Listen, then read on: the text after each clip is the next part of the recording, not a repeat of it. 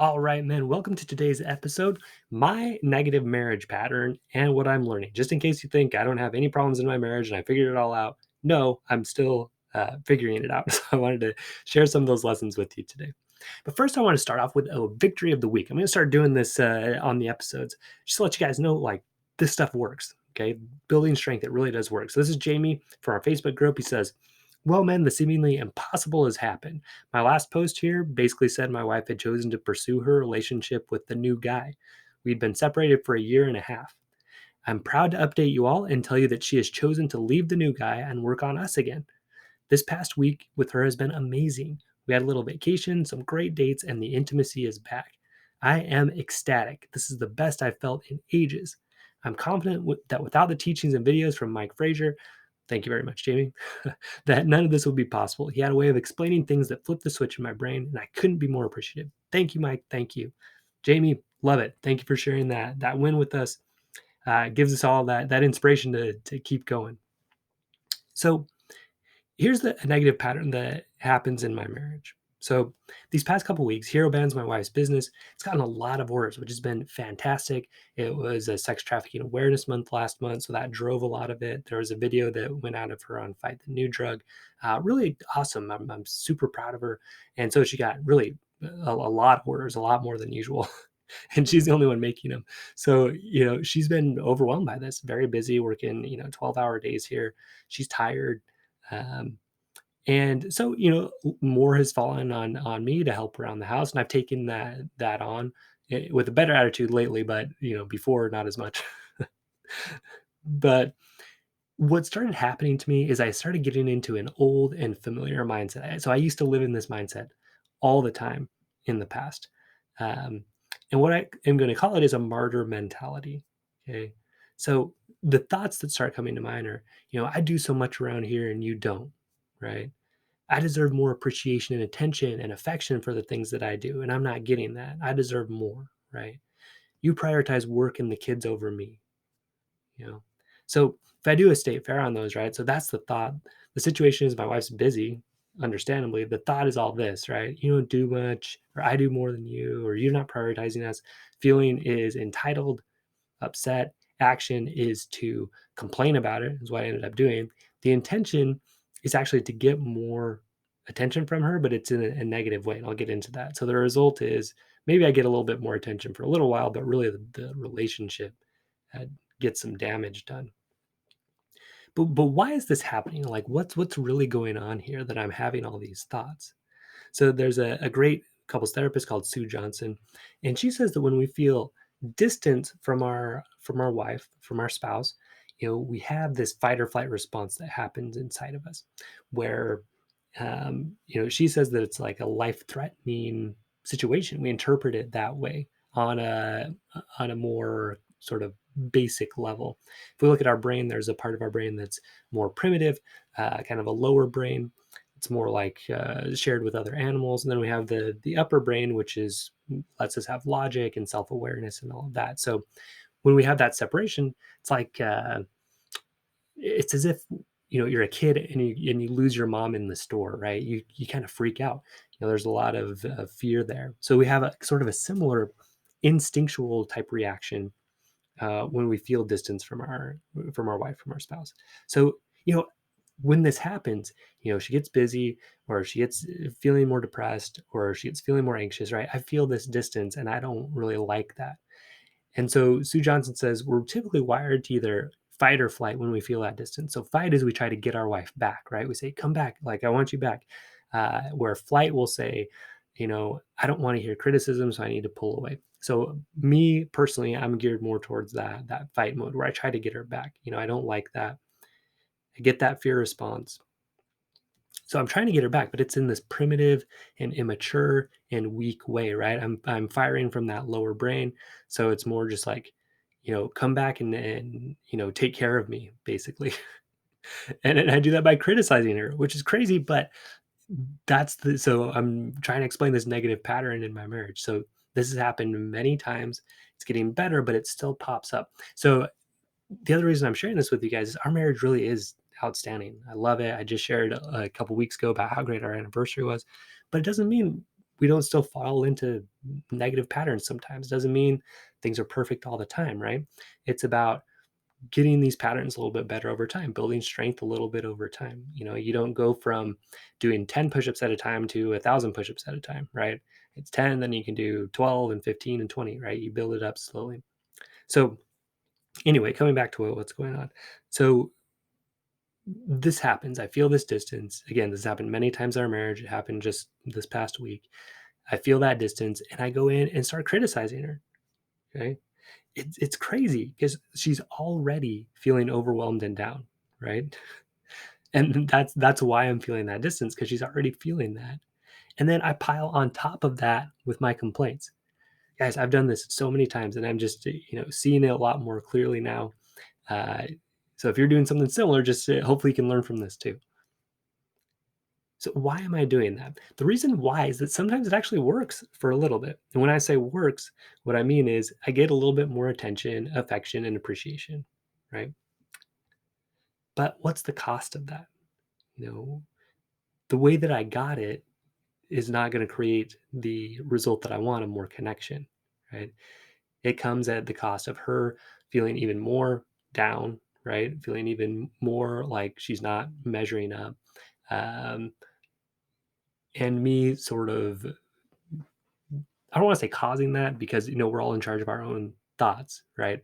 But I certainly make it more difficult for her to feel like she is appreciated and loved and that I'm on her team, and asking for what I want in a positive way, right? I'm not doing it like that. I'm doing it like, hey, like, you're not doing this and I need this, and how come you're not doing this as a wife, right? Complaining. So I weaken the relationship, but I also weaken myself, right? Because I didn't use the tools and skills that I teach you guys, right? I didn't use my spiritual strength of looking at, hey, what kind of husband do I want to show up as here? Right. And now I want to explain to you, like, I was kind of blinded in the moment, right? I had that fight or flight brain going on. I wasn't really thinking like, hey, am I showing up as the husband I want to be? I was more like, hey, I'm not getting attention and I want it. So, I know this works. This was happening more unconsciously, I think.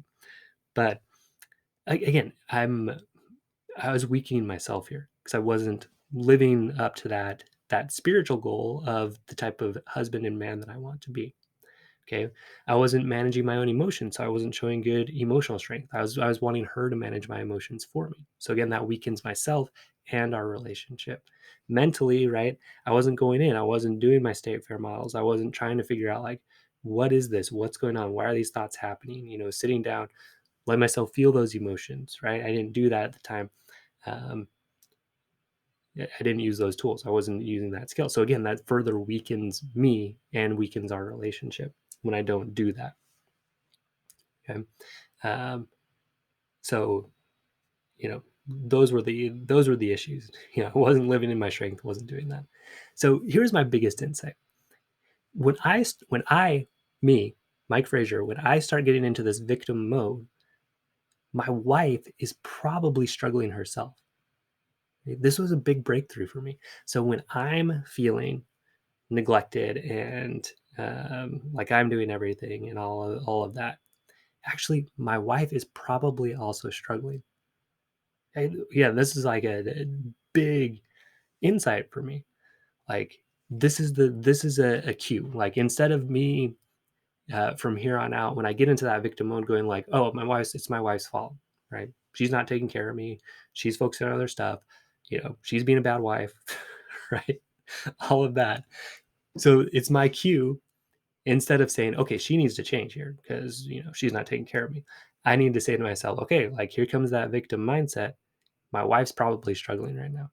She's probably got a lot going on. There's probably some way that I can serve her, right?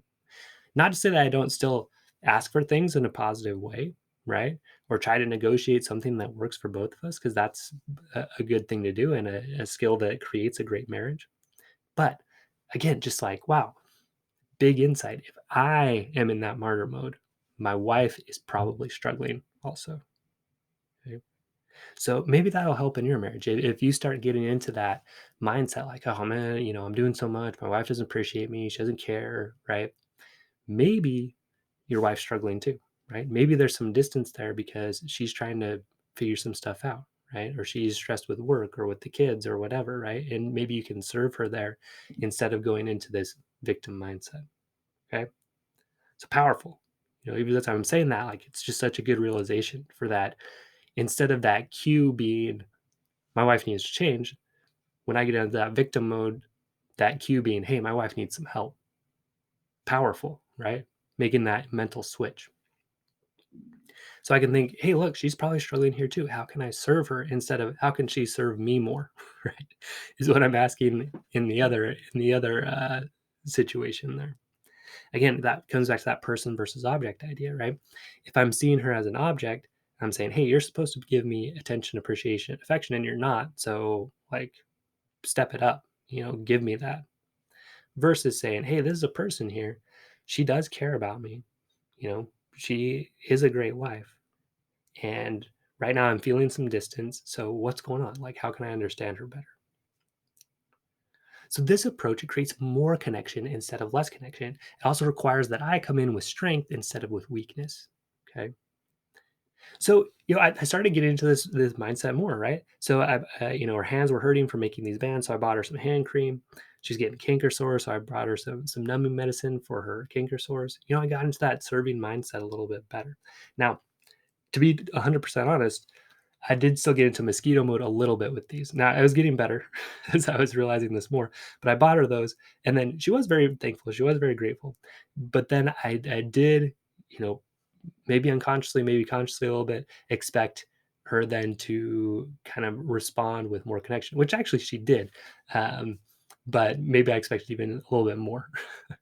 So again, guys, recovering mosquito here. Like I'm not 100% there, but I am much better than I used to be. I'm getting much more insight into it.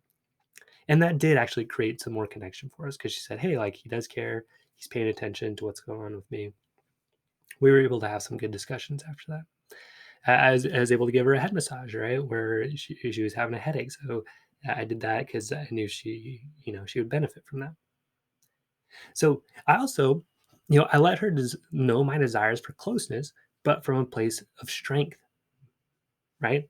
So I said, yeah, I would like to be, intimate with you. I would like to be physically close with you. Um, and at first she kind of like didn't really want to hear that, but um, it was okay. So that's the big difference. Like I was okay with that because I knew I was coming from a place of strength and really wanting connection and not just wanting her to take care of me, but just like, hey, I'd like to connect with you in all ways, like including sexually. I want to connect with you emotionally and mentally. I want to hear what's going on with you. And I want physical to be a part of that too. And I owned that desire, but I also understood like, hey, she might not be into that right now. And that's okay. It's okay for her not to be into it. And it's okay for me to be into it. Right. There's nothing wrong with either approach. So I was proud of myself in that. I approached it in a way that really was a place of strength for desiring intimacy for that reason and not for her to manage my emotions or just for physical release sense. Okay. So all of this happened, right? I was able to build up much better strength after getting this insight. It just feels so much better, right? It feels so much better than being in that victim martyr mode saying, hey, wife, take care of me. Hey, I can't take care of myself. Hey, you're not doing enough for me. It's whiny. It's super unattractive and it feels awful versus approaching with strength saying, hey, like I feel some distance here. She's probably struggling herself. How can I serve her? Right. And is there a way I can ask for what I want in a positive way? Right. Because really what I was missing was just connection time. So just having some more time to talk during the day because we've both been busy. Um, so just doing it in that way, right? Asking for what you want in a more useful, positive way. So, what are the strengths required to do this? Okay. So, it requires emotional strength, right? I had to pull out of that fight or flight response. I had to name, feel, and deal with my emotions. Say, okay, I'm feeling angry. I'm feeling frustrated. Um, so, it required that emotional strength to see those feelings, know those feelings. Okay. And also emotional strength to support her and express my own desires, right? So I had to go into that mindset of really understanding her better, which requires emotional strength to get in and really put myself in her shoes more. And also respect for myself to express my own desires. So a lot of emotional strength in that. It took mental strength. I had to go through some state prayer models and say, okay, like what are these thoughts? I know I'm feeling upset, I'm feeling anxious, let myself feel that. But then let's go back also and figure out, okay, what are the thoughts that are driving that? And then kind of working backwards, what result do I want, which is more connection? What are the actions, intentions, feelings, and thoughts that are going to help me get there?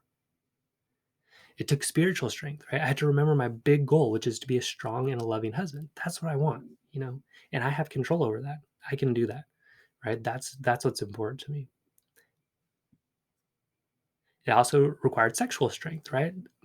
Express my desire for sexual closeness, again, from a place of wanting all around connection and not just making her take care of me, right? And it felt really solid. I felt proud of that desire. That's one of the big things I'm working on lately, personally, is approaching sex in that way. Not after that, I did that interview with Jennifer Finley's in Five. I realized, like, hey, there are times where I'm asking for sex, and it is just about. It's not about closeness. It's about her managing my emotions, or it's about just the physical side of it. So if I approach it that way, yeah, there is something to sort of be ashamed of in a way. But if I approach it from this sense of like, hey, I want a sexual connection with you. Like I want that and a mental connection and an emotional connection, like all of it. Like I want you. I want to be connected to you. And I want that to be a part of that. Right. It feels good. It feels powerful. And even if she says, not today or whatever, it doesn't really affect me that much because I say, hey, like I feel great about owning that desire in that way. Now, remember also, my wife does have a long history of very difficult sexual abuse. And so it's off and on that she'll be kind of up for that. Right. But what I believe very strongly is that as I continue to show up sexually in that way, that's about connection, she's going to sense that and she's going to know that. She's probably still a little skittish, right? Because I have approached it in a way that was negative and wasn't exactly abusive, but it was close enough to what she'd been through before, where people were using her for sex, right? Using her for that physical release, using her for a feeling of power, right? And if I'm doing it that same way, right, even if it's less so, I'm not going to force her or anything. But if it is from that sense of like, hey, take care of me, and it's not about connection, right? That's a problem because it's going to bring up some of those issues for her, more than someone who hasn't gone through that. So for me, it feels so good to just be approaching it from that sense, like, hey, I want to be close to you, and really knowing that that's true to me. And it might take some time for her to really trust that, which makes sense, right? This is what I tell my guys a lot. You can't ask someone to trust you, right? You have to show, you have to earn that trust. So the more times I approach sex in this way, the more I can earn that trust over time that, yeah, hey, it is about this and it can be something different than what I've experienced in the past. So I'm excited about that. I feel like I'm building that strength up. So as a review, okay, if you notice yourself in that martyr mode, see if you're noticing distance between you and your wife. Okay? Practice mental strength, go through a state fair model. Okay? Practice emotional management, name, feel, and deal with those emotions. Instead of criticizing her, try to understand what's going on. That's also part of emotional strength. And express your desire for closeness with her, but check that it's a place from strength and knowing her and wanting to connect with her and not for her to manage your emotions for you. Okay. That's coming from a place of weakness versus coming from a place of strength. Hey, I want to serve you. I want to connect with you. I feel distance from you. Um, how can we connect? What's going on? Help me understand. Right. All right, guys. So I also wanted to let you know that just today, August 10th, and I'm sorry, today's August 11th. Today, August 11th, and tomorrow, August 12th, I am opening up what I call the Superman System Alpha Group. So, what I've noticed over time is that it's really about certain habits that we need to build up these strengths. And so, I've had the Superman system for a while. People are getting great results from it, but I'm switching it up a little bit so that we really are focusing on one habit a month. We build it with each other. We have accountability to each other. We build up these strengths and get amazing results. So I'm looking for 30 guys who are willing to be part of this very initial alpha group. For that very initial alpha group, there's a $500 discount. So head over to strongmenstrongmarriages.com and you can figure out, you can see how to sign up for that. And I will see you there. So Stay strong, men, and I'll see you next episode and hopefully in the Superman System Alpha Group.